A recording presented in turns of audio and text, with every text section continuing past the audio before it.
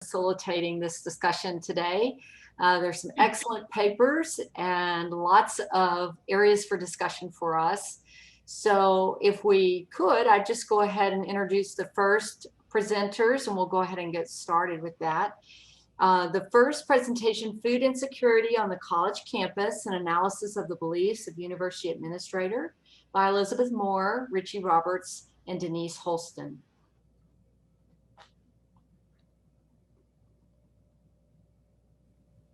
We're here. Okay, who's Richie? Who's lead presenting? Yeah, I'm going to present. Okay. Yeah.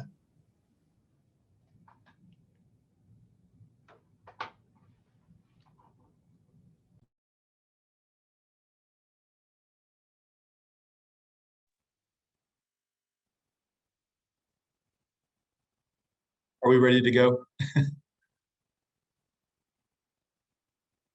Yes, you can go ahead. Okay.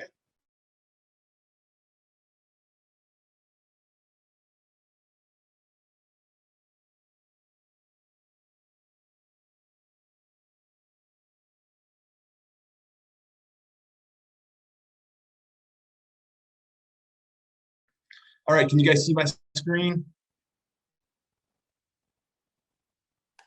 Yes, looks good. Thanks. Awesome. Well, hello, my name is Richie Roberts. Unfortunately, you guys are going to have to listen to me today. Elizabeth and her kids are all under the weather right now, so she couldn't be here with us today virtually. But I also want to recognize Dr. Denise Holston, who's a nutrition food scientist here at LSU, who are also the co-authors on this paper. So the title of our paper is Food Insecurity on the College Campus, an Analysis of the Beliefs of University Administrators. And so food insecurity is defined as an individual's inability to obtain safe and adequately nutritious food. And so research on food insecurity among college students is not extensive. So I'm going to make you guys interact with me a little bit here, and you're probably going to be able to mark some things off your bingo card right quick. But what are some factors that affect the food security of college students? I want you guys to respond in the chat for me right quick.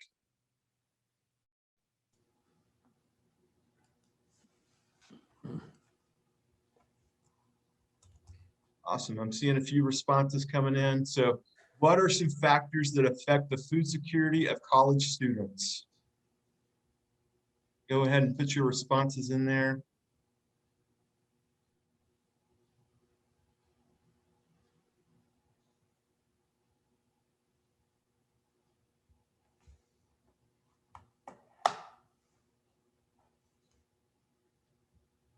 Awesome.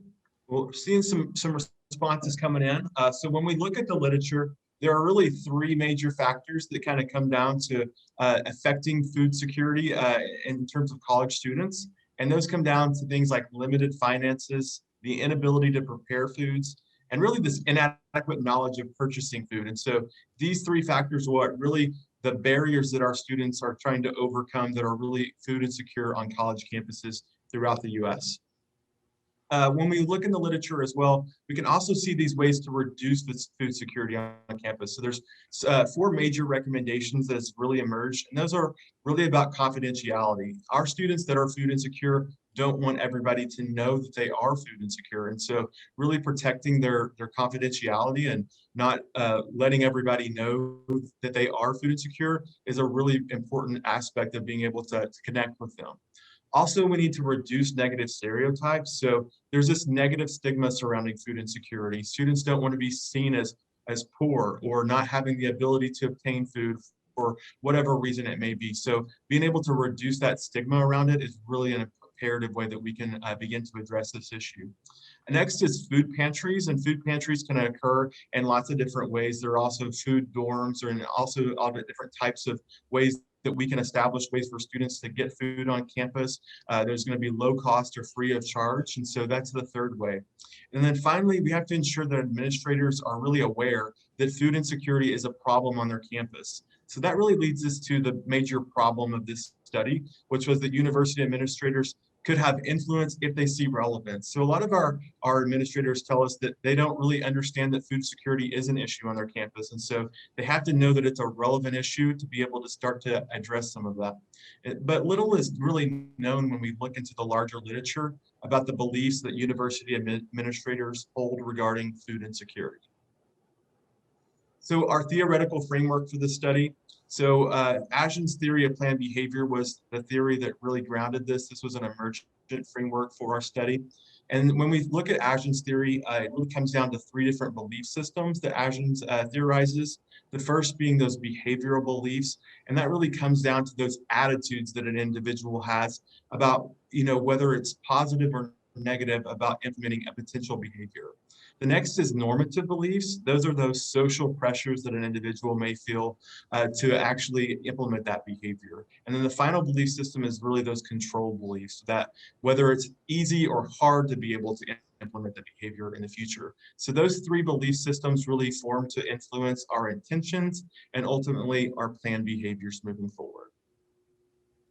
So that leads us to the purpose of this particular study, which was to describe administrators' beliefs about food insecurity among students at McNeese State University. So I should have told you this a little bit earlier, but the lead author, Elizabeth Moore, she's a PhD student in extension education, but she's also a faculty member at McNeese. And so she's in the College of Ag there. And so that's why this particular study was focused on McNeese State University.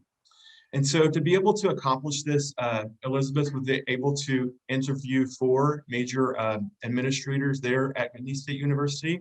So she got the president, which is Daryl Burkell, Chip Lemieux, and then he's the dean of the College of Agriculture, Kendrick Nicholas, Dean of Students, and then Sonia Thomas, the VP of Student Affairs. And I'll just tell you that our IRB here at LSU, as well as participants, all gave permission for us to use their real names because they're providing this expert testimony for this particular study to bring some more authenticity to the findings. In terms of our methodology, we used a constructionism epistemological position and an interpretivism theoretical perspective. And our approach was an instrumental case study approach, which was advanced by Stake in 1995. We had a bounded system. All of our administrators worked at one university. They had all worked at that particular university in some capacity for over a decade. And so they were really a really tight-knit bounded system for us to be able to analyze. And so Elizabeth was able to conduct multiple interviews with the 4 administrators to really get at this phenomenon, as well as observations and then documents in the form of university policies and reports that she was able to comb through and get a more holistic understanding of what the data was trying to tell us.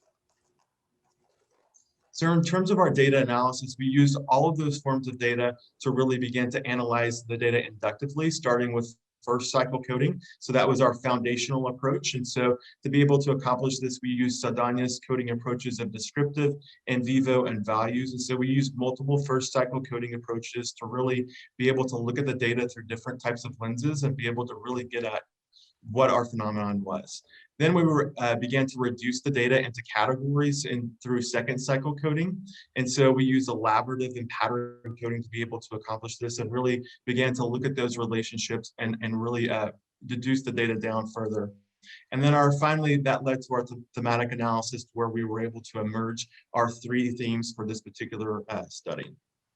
We also built in Lincoln and Guba's 4 standards for quality into the study, which were dependability, confirmability, credibility, and transferability.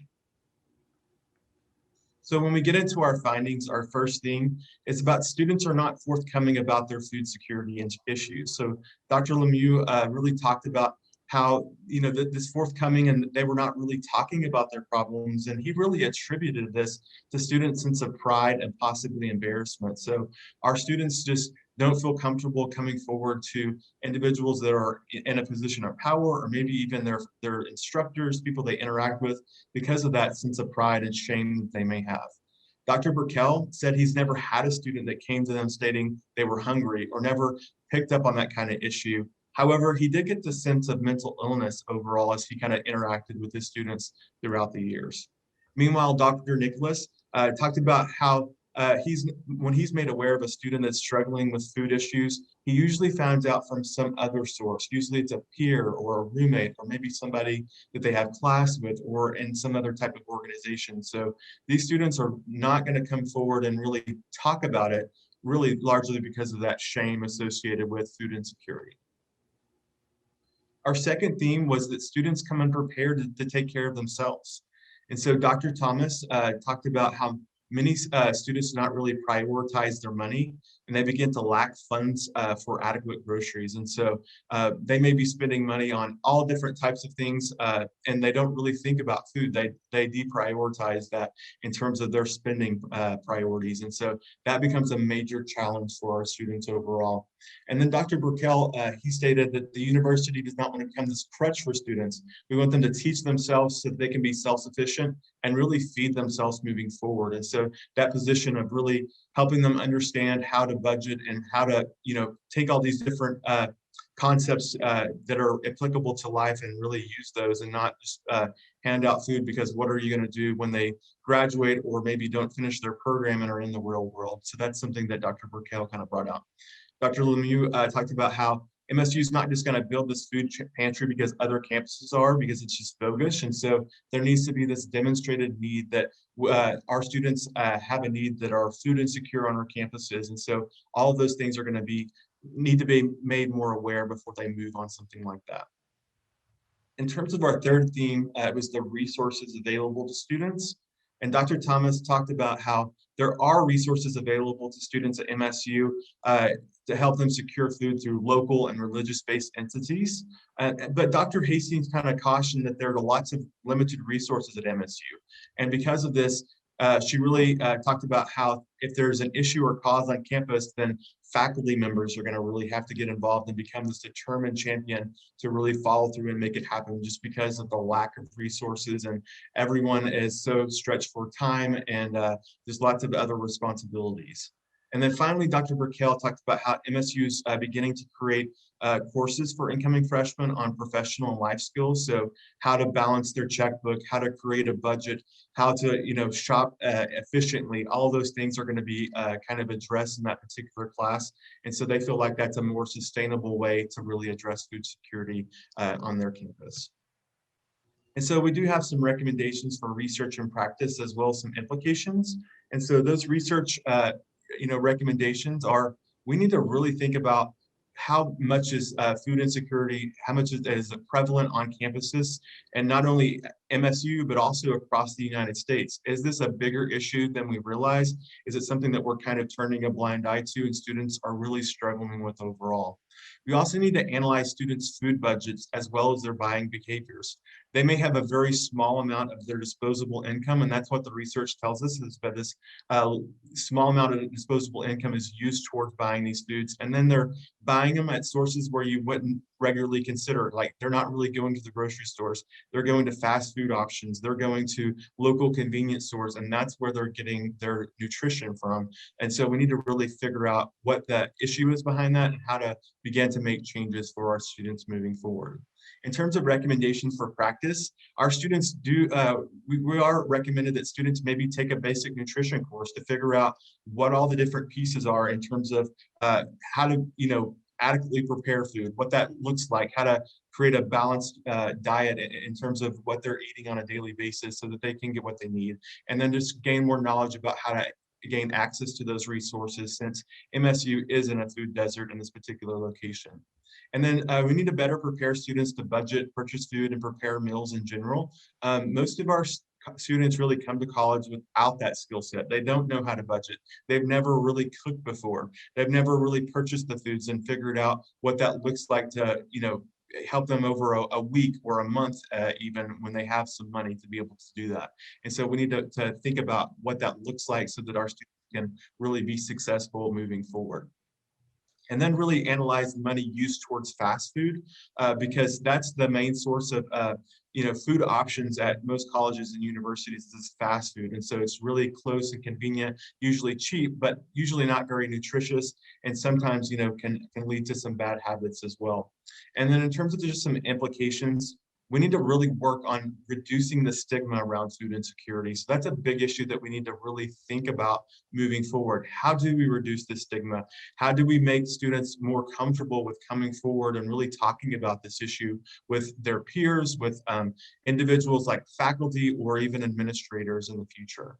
And then next, could recognizing food insecurity negatively affect the university? That's a question that we need to more deeply explore, because I think just thinking about some of these administrators' responses, they think by characterizing their students as low income or food insecure may look bad in terms of maybe some donors or something like that. And so we need to really understand what the administrators perceive, and maybe they're not wanting to project that into really addressing it, because it may negatively affect the income coming into their universities.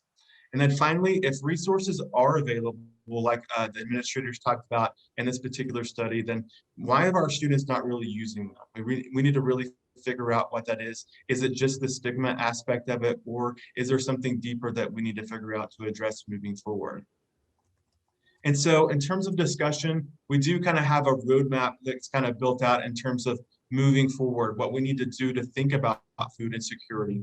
And so kind of the first milestone is this: food insecurity efforts should be discreet. And so they don't need to probably be widely broadcasted at first. They need to help students feel more comfortable about helping them understand that we're there to help and we're not there to shame them or anything like that. But there needs to be this awareness piece built up around that as well. And as soon as there's this more awareness and we get people more comfortable with feeling open about talking about their experiences, then we need to encourage them to share those lived experiences. Those individuals that have that comfort with that, being able to talk about how they've moved out of this food insecurity place, they can share that, and so that other students maybe feel more comfortable. And then if our students are feel comfortable enough to share that with faculty, they can gain more awareness about some of the issues that our students are going through while they're sitting in our classes. And so they can offer this more support and then really advance this future dialogue as we kind of move through it. And then finally, we need to really think about resources. One major implication of this study was that no mention was really made about diversity factors. And so our administrators didn't really talk about that at all. But in the literature, we know that food insecurity is largely tied to issues like race or low socioeconomic status, or all different types of diversity that we can think of. And so individuals that fall into these diversity categories usually are the ones that are the most food insecure. And so we need to really think about how to provide tailored support so that we can better address those students' needs moving forward. So that's all of my presentation. Are there any questions?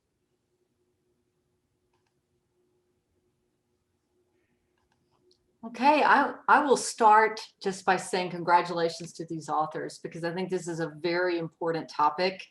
And I notice on this group of individuals, we have many administrators also present. And I know people that have been associate deans or in a provost office have probably had to deal with some of these issues in the past. And so just like you suggested for our discussion, I think it's really important in the few minutes we have, this 5 minutes, just to think about what's working on campuses and how we can be a part of the solution from a College of Ag and Life Sciences. So I start by actually giving you an example from Texas A&M Prairie View. The dean there, he took a part of the farm and he made that a farm to dorm component on the campus. And so having students that could access fresh fruits and vegetables without any cost. And so are others out there doing things where maybe there's not the stigma because there's opportunities for students to volunteer and have access to food, especially fresh food from a campus resource. Yeah. So what are some others doing that I think is that what would be helpful to you, Richie? Yeah, I think that would be great to just hear from in terms of discussion. What are some other ideas out there? What are some ways that we can advance the conversation? So yeah, that's an important piece. I know a lot of schools are moving to this food pantry, but there seems to be some pushback administratively from some of our administrators because they think that puts a negative stigma on their university by doing some of that. Okay, others. This is Benita from LSU, and I have a suggestion. So, from an international perspective, from Uganda, so I think for during orientations, they should talk about food insecurity and talk about availability of services like the food pantry. I think that would work really well with international students. Yeah, and that's one population that I didn't even mention that's, part of that diversity group is international students. There's such a need for international students to be able to gain access to food. I know especially when COVID first kind of hit and a lot of international students were, scrambling for money and, wondering about their assistantships and wondering about travel and all those aspects. And then, everybody was kind of away from the university, especially here at LSU. And so that was a big piece of it. You know what I mean? Nobody really even thought about how are these students going to eat because of all these other issues going on. And so by being able to address some of that early on and providing some resources up front in terms of orientation, I think that would go a long ways as well. Thank you, Benita. Okay, anyone else want to comment on something that's working on their campus? We have a few more minutes. Richie, I've got a question for you. Yeah, jump in. I'm sure. Who's talking? I'm sorry. Sorry, Kate. Oh, awesome. Hey, so you had mentioned that there was the recommendation to have, encourage students to take classes where they could learn how to cook their food and what food is nutritious and whatnot. But I think there's a lot of that, like, you don't know what you don't know. And I wonder, are there any campuses, or did you see or find anything where, it would be more of a gen ed requirement so that all students get that, whether they think they need it or not? Right. Yeah. And that's what MSU was kind of going to, kind of alluded to at the end there. So their president is kind of developing this life skills class. Currently, it doesn't have like how to cook, how to prepare this healthy food option, but it's more about budgeting and that kind of thing. And so, but I think by bringing more awareness of that, it would be a really great addition. And so I know a lot of universities have like an intro class or an orientation class for freshmen.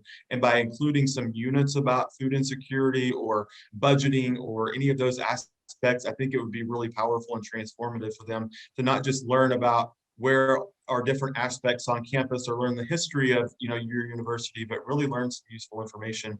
I think that would be a really critical piece of that. But I think it's a really neat addition that MSU is doing and something that LSU could definitely learn from moving forward.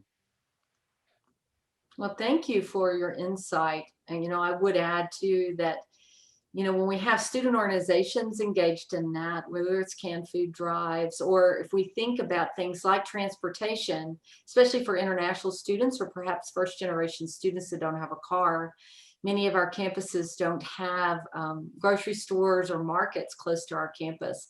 And so just things like that, to be aware of a bus stop or something that can provide access, because transportation is part of that issue as well. So with that, we will move to our next distinguished paper. We're excited to hear about building from the ground up, Louisiana's agriculture teachers' perception and use of environmental education. And I saw earlier that Olivia was on. I don't know if you're the primary presenter, but the co-authors also include Kristen Stair, Joey Blackburn, and Michael Collar. If you would like to begin your presentation, we're ready. All right. Hello, everyone. Can everyone hear and see me? Okay, let me go ahead and share my screen.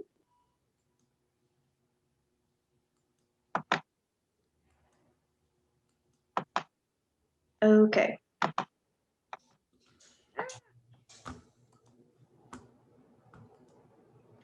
Okay, first, thank you, everyone. I appreciate you being here. I'm really excited to present my research.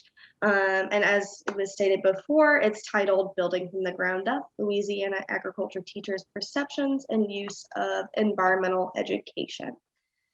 Okay, so first, here in Louisiana, agricultural products are a big part of our culture and our economy.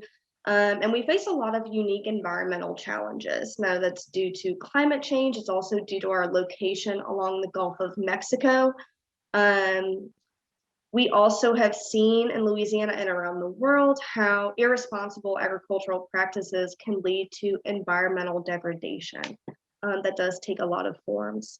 But it's because of these issues that there's become an increased interest in explaining and educating the connection between agriculture and the environment to both the public and to agricultural producers. And we want to do that through environmental education.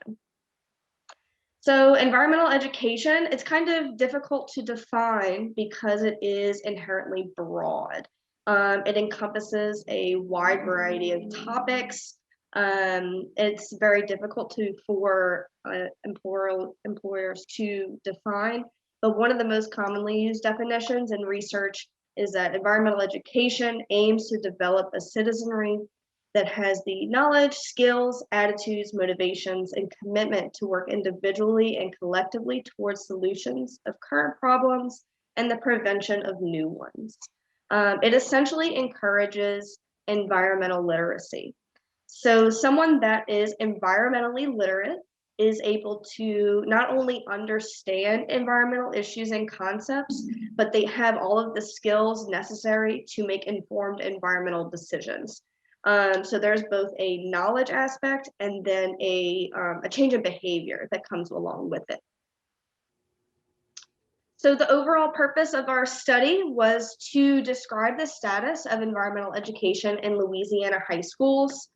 We chose to focus on high school because although environmental education should be incorporated into a child's education as soon as possible, a lot of the information becomes very complex, which is why we kind of decided to focus on the high school level. We conducted a census of Louisiana Ag Teacher Association members, or LATA. We chose LATA because it is the largest and most comprehensive organization of agriculture teachers in the state. And because it is a census, we have to explain that the results of this study are not generalizable to the entire ag teacher population in Louisiana. We can only make inferences on LATA members. All right, we distributed our survey to its 200 members and resulted in a 38.5% response rate. Okay, so we use Adgen's theory of planned behavior, as you saw before. So I'm just going to kind of go through this. According to Adgen, there are a lot of things that come into play before someone actually carries out a behavior. So first, you have your behavioral beliefs. So do you believe that this behavior is good or bad? Do you want to carry it out? You have your subjective norm or your normative beliefs. This is if you receive support from the people around you. Do they believe that you should be carrying out this behavior? And then your control beliefs. So do you find it easy or difficult to carry out that behavior? And then another important aspect is your actual behavioral control. So this means, do you have your resources? You may believe that you can carry out the behavior, but if you don't have actual behavioral control, like time, money, whatever that may be, you don't have actual control. So all of these things come in to form your intention. So according to Adgen, if all of these attributes are positive, you receive support, you have your resources, you are expected to form an intention to carry out the behavior and then actually carry out the behavior. Okay. So we developed quite a few research questions for this study. I'm going to kind of run through them. First, we wanted to see to what extent are LATA members incorporating EE or environmental education into their curriculum. And then we want to know, so those that do not incorporate EE at all, what prohibited them from doing so? And then do those individuals intend on incorporating EE in the future? And then back to those that do incorporate environmental education, what barriers do they perceive? What things are making it difficult for them to incorporate EE? And then we want to know what their perceived benefits are. Do they think it's beneficial for their students? What resources do they have access to? And what was their strongest influence to incorporate environmental education in the first place? So for this study, we developed an online Qualtrics survey based off of a paper survey by Dr. Julie Ernst. She does a lot of environmental education research in the United States. We conducted a pilot study before actually doing the study with high school agriculture teachers in Louisiana. These individuals were not included in the actual research sample. And then reliability was tested with Carbux Alpha on all of the Likert scale questions. And we used descriptive statistics for analysis with SPSS. All right, so for our findings, for our first question, 10 of our respondents indicated that they do not incorporate EE at all into their curriculum. And most of them stated that they only include EE in 1 to 2 class periods or in an entire unit. So between 1 day and 2 weeks at most of instruction. Those that do incorporate EE, we ask them what topics they frequently include. The most frequently chosen topics were agriculture, wildlife, forestry, and natural resource management. So in the survey, we had a skip logic. So those that did not incorporate any EE were asked what prevented them. The most frequently chosen topics, barriers, were the subject area that they currently teach, a lack of access to teaching materials, and a lack of planning time. Those that don't incorporate EE, we ask them, do they intend to incorporate it in the future? They overall disagreed. They do not intend to incorporate environmental education in the future. Okay. So for those that do incorporate EE, when we ask them what barriers they face that make it more difficult for them, the highest rated ones, these were considered somewhat of a barrier. It includes lack of funding, a lack of training or professional development opportunities, and a lack of planning time and emphasis on state testing. When we ask them if they think that if EE is beneficial for their students, they generally agreed with all of the statements that we presented, such as improved environmental literacy, increased interest in the environment. The only one that borderlined on disagreement was that students have improved classroom behavior, but overall they found that EE was beneficial for their students. All right, next, we asked them what resources they have available to them for implementing environmental education. The things that were considered the most available were still only considered to be sometimes available, and these included EE teaching materials, a mentor or coach who uses environmental education, and administrative support. Funding and transportation is considered to be rarely available. The only thing that was considered unavailable is in-service staff development, and professional development programs and educator resources were reportedly not being used. And in terms of resources, we also asked them if they receive support from other groups. Overall, they do receive support from other groups, including administration, parents, students, and other teachers. And none of these groups were reportedly opposed to implementing environmental education. All right, for the last question, we asked them what their strongest influence was to incorporate EE. So for this one, I just left it open so they were able to just write in their answers. And then I went through and coded everything. The most common answer was that agriculture and the environment are linked. They also said that required by standards was an influence, although they didn't specify the type of standard, knowledge of environmental issues, and a desire for students to become environmentally responsible. And then 1 or 2 respondents actually went into detail saying that she or he felt a personal responsibility to teach their students about the link between agriculture and the environment. Okay, so with LATA members only incorporating EE in 1 or 2 class periods to a unit of instruction, that's a pretty low level that's being incorporated. However, and we don't know if this is actually making an impact on students' environmental literacy. However, a lot of these members may not consider their topics of instruction to be environmental education. So because of these differences in just definitions, they might actually be employing more environmental education that they're reporting. Okay, and then next, they don't intend on incorporating EE in the future. The individuals that said they don't. This could be due to a variety of things. They said that they don't have time, they don't have funding, they don't have access to some resources. So that might be why. Okay. Teachers reported that they have support from other groups, but they lack professional development and funding opportunities. A lack of professional development is critical because environmental education is inherently complicated.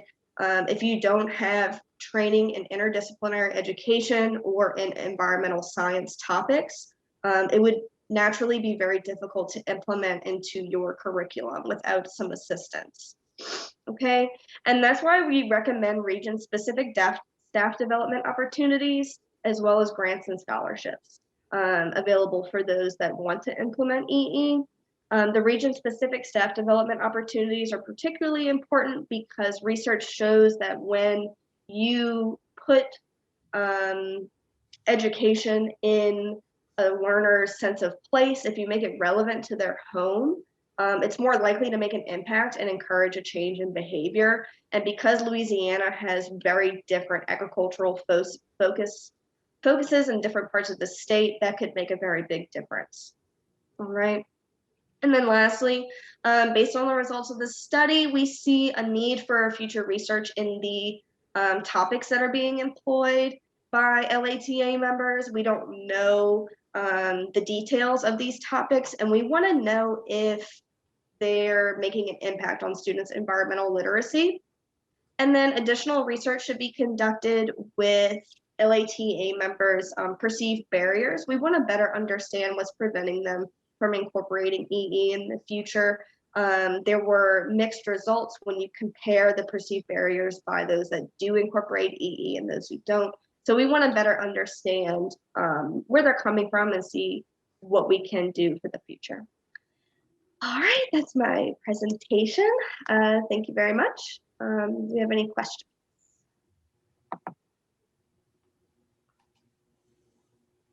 Okay, I'm sorry. I saw that the chat was happening, and then I wasn't sure how to look at it without. No, that's fine. In fact, I need to look at the chat and make sure Tyler on time. Do we have the full 5 minutes? Keep Yes, us we do. straight. Okay, wonderful. So once again, I really appreciated this topic. Some of you that know me know that I started out my career as a marine and environmental science teacher and biology teacher. And I had the opportunity to kind of think about some of these topics. And so I worked directly with the ag teacher at our school, and we worked to build an on-campus environmental studies. And we also included the math teacher. So one of the things I was thinking about, and once again, I think it's nice for us to have a chance to share ideas, is really teaching interdisciplinary content is very important. I mean, most of the problems we're trying to solve are not solved in one discipline. And so our discipline has this great opportunity to work with bench scientists and be the translators to communities. And so I love the idea of the context-rich environment of teaching agricultural practices that are also looking at the environmental issues related to it. So picking particular crops that work in that region because of soil type or rain. And so ways that maybe we can incorporate this across maybe science teachers as well as ag teachers. So what are your thoughts on some ways, because we know teachers are strapped in their curriculum and what they can teach. So are there some ways we could work together and team with other teachers to create environmental centers on our campuses, for example?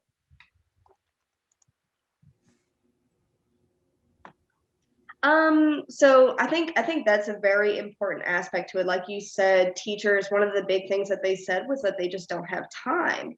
But one of the cool things that I found with environmental ed is that you really can incorporate it into most instruction, especially agriculture, because those topics already overlay. So if we can find a way to just make it a bit more universal, and it's not going to be an easy solution. It's something we had. That's why the staff development is so important, and having those mentors, because it's not going to look the same for everyone. So figuring out a way to make it a bit more universal, but at the same time, it has to be customizable. So finding a way to kind of get that into training programs, I think, is the biggest thing, especially because there's new advancements in environmental science all the time. We're finding new things out all the time. So to have that ongoing research and ongoing collaboration is going to be vital. You know, and I see in the chat, yeah, go ahead, Kristen, tell us about the. We can't hear you. Doesn't look like you're muted, but we're not hearing you. Oh, well, you had mentioned that you have a course on environmental science for educators. And I noticed someone saying something about middle school science. I worked on a grant in middle school science. That's what we did. We integrated across the subjects. That's where I came up with that. And Joey, you talked about some exciting things happening in Louisiana to maybe redo some of the standards to include this information. So jump in and tell us what's going on. So if Dr. Starr's mic isn't working, I'll brag on her. She's leading a grant effort to update our curriculum. We are very heavily invested in industry-based credentials in Louisiana. And one that we've relatively recently been able to really put our efforts behind is the agri-technology credential. And until this effort by Dr. Starr, there really was we had a set of standards-ish, and we had a set of example test questions, and that was about it. So she's leading that effort, and this will be one of the pieces that will be included. I mentioned we do require a renewable natural resources course. Mr. Granberry's leading an effort. He's developed more of an environmental science for educators. We use our praxis data to realize that even though the Intro to Renewable Natural Resources course is good, it doesn't really, it's not covering the topics that our teachers are being tested over or that maybe being expected to actually teach.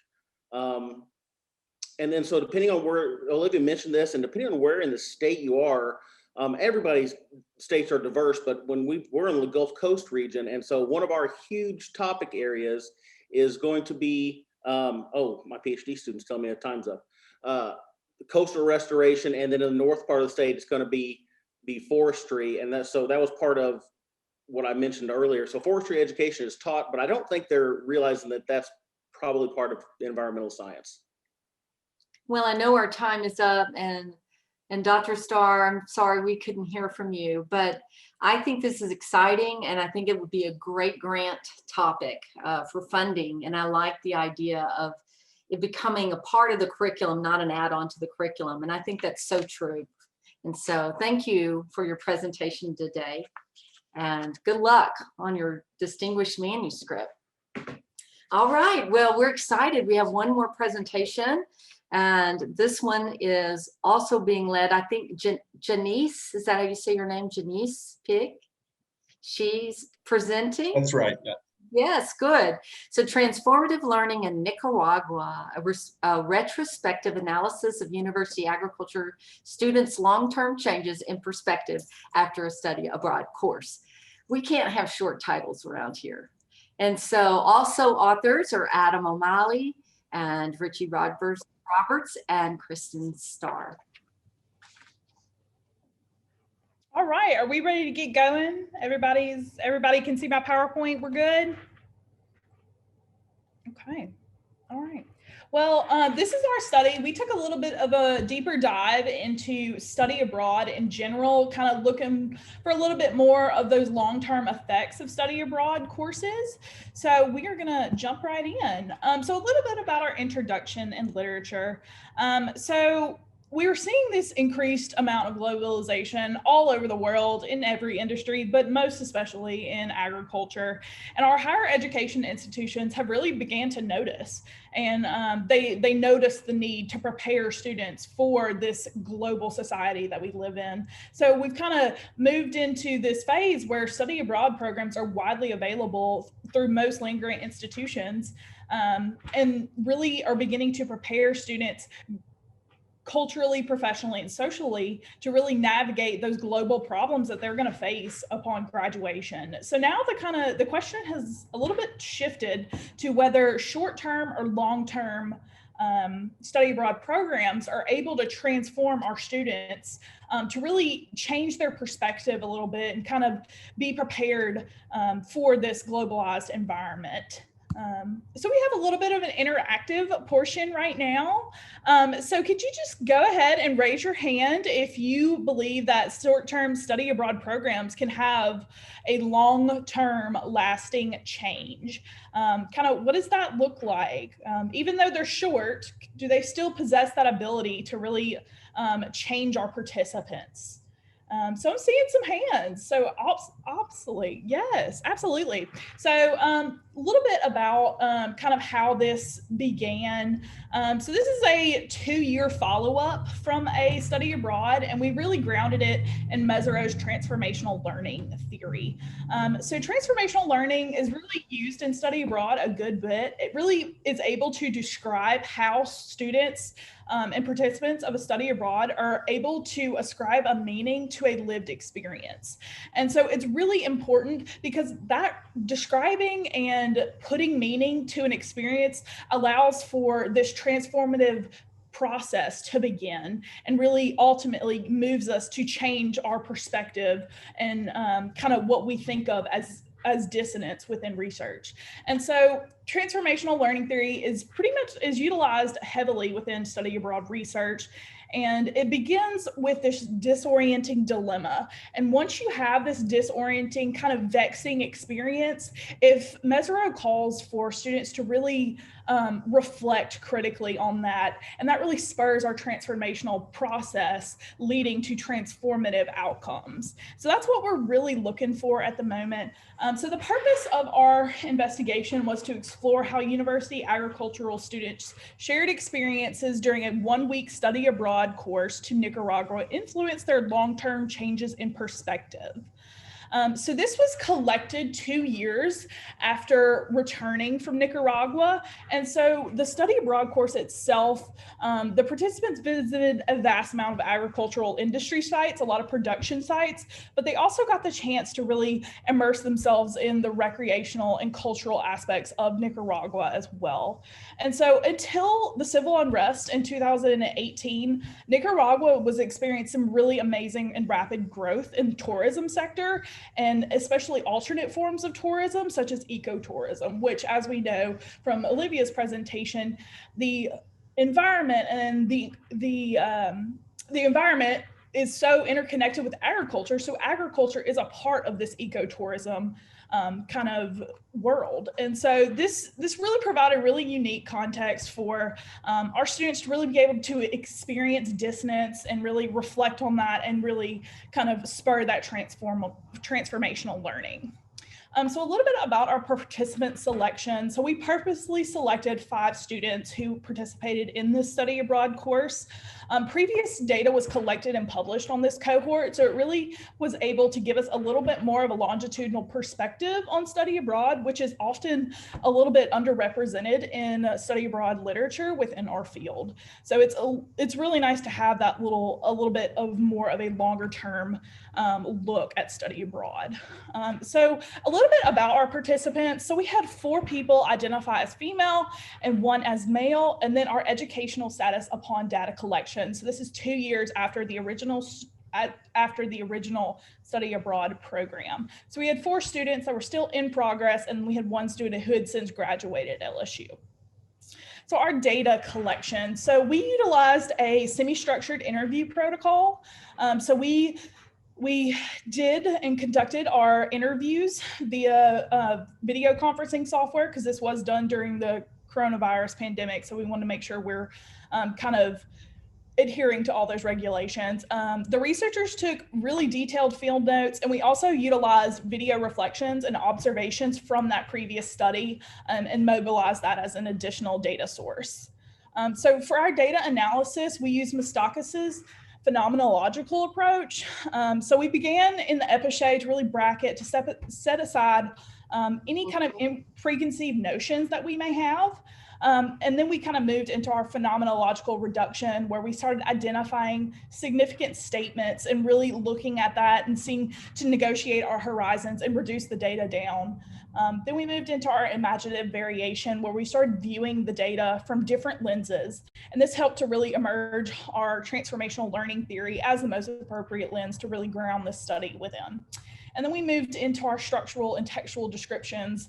And through those descriptions, we were really able to explain what and how students were experiencing their long-term changes, and really began to kind of start to build those emergent themes that were present. So for our qualitative quality, we employed Tracy's criteria for excellent research, you see here. And then we have our emergent findings. So our findings, our first emergent theme was this dichotomous learning outcomes. So there's this dichotomy present with our learning outcomes of our participants. There's this recognition of power and privilege from the U.S. to Nicaragua, and then this advocacy piece for global experiences. So our dichotomous learning outcomes. So the outcomes itself seem to vary based on the level of student academic maturity. So our underclassmen, who typically have a little bit less travel and global agricultural experiences, they recounted events with a little bit less of an emotional and educational impact. We had a student here say, I think being a freshman, it kind of negatively impacted me during the trip because I did not know what I was even wanting to do at that point. But while our upperclassmen had a very different perspective, they have a little bit more travel experience and a lot more global agriculture exposure. And so they viewed some of those events very differently. And like the student said, it really helped me become more well-rounded. And then we move into our second theme of recognition of power and privilege.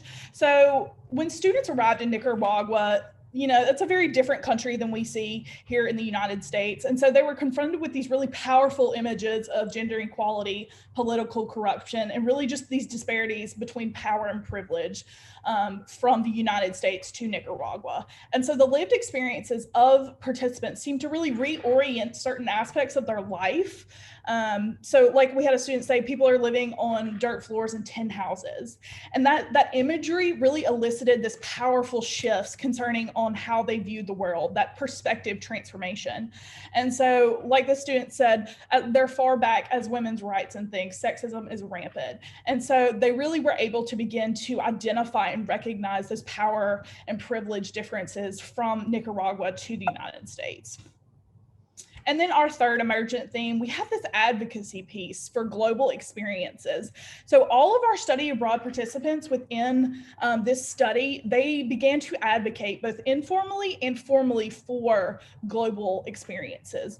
Usually from formally was more through an organization of some kind, a globally based organization on campus. Like we had a student say, I give up my time to go help them make sure they feel welcomed with a visiting scholar organization.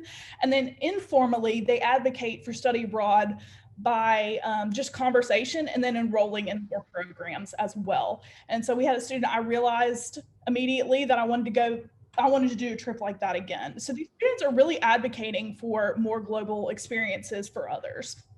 And so a little bit about our discussion and implications. So for the dichotomy of learning objectives, from a research standpoint, we need a lot more research on those long-term aspects of study abroad. It's lacking in literature, those really longitudinal studies about study abroad. And then from a practitioner base, we need to address those differences in our upperclassmen and underclassmen and that difference in academic maturity and really plan to navigate those throughout our study abroads. And then we also need to kind of push for an effort for students to consider those academic and career connections for study abroad long before they even leave, to really kind of scaffold that learning to get that highest amount of outcome that we want to see. From our recognition of power and privilege, we need to make those cultural systems and ideologies and power dynamics very visible for our students, to really incorporate those visual methodologies for them to see that imagery and make those connections. And with that, we could have our students become like these advocates for oppressed people and really advocate for those transformational experiences. And then we move to our final emergent thing of advocacy for global experiences. So we need more research to examine if these transformative behaviors really uphold as participants develop later into different life phases, like starting a family, building a career. This is 2 years out. I'd love to see it at 5 and 10 years. I think that would give us some really great stuff to look at, those really deep longitudinal looks at study abroad.